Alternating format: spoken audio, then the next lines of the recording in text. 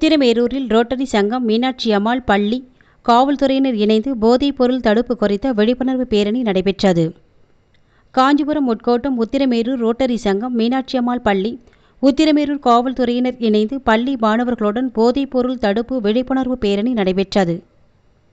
Rotary சங்கத்தின் இயக்குநர் G. Selvakumar தலைமையில் நடைபெற்ற விழிப்புணர்வு பேரணியை உத்தரகுமார் காவல் ஆய்வாளர் பரந்தாமன் கொடியசைத்து துவக்கி வைத்து பேசுகையில், மாணவர்கள் பள்ளி பருவத்தில் போதை வஸ்து பழக்கங்களுக்கு உள்ளாகக்கூடாது.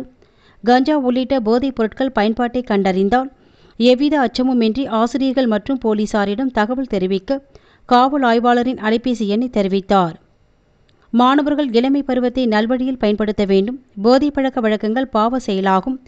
போதைப் பொருள் உபயோகிப்பதை தடுப்பதற்கும் அதனை அறவே ஒழிப்பதற்கும் மற்றவர்களிடையே விழிப்புணர்வை ஏற்படுத்துவதற்கும் உறுதுணையாக இருக்க வேண்டும்.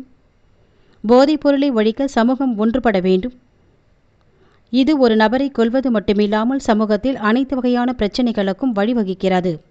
போதைப் பொருள் வேண்டாம் என்று சொல்வதில் இளைஞர்கள் எச்சரிக்கையாகவும் பொறுப்பாகவும் இருக்க வேண்டும் என்றார்.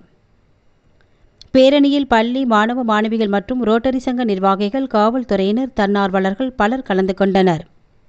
பாலமுருகர் ஆலயத்தின் அருகில் தொடங்கிய பேரணியானது அம்பேத்கர் சிலை அருகில் நிறைவடைந்தது.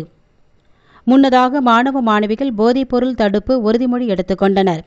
பேரணியில் போதைப் பொருட்களுக்கு எதிரான வாசகங்கள் அடங்கிய பதாகைகளை ஏந்தியபடி மாணவர்கள் கோஷங்களை எழுப்பி பொதுமக்களுக்கு விழிப்புணர்வை ஏற்படுத்தினர்.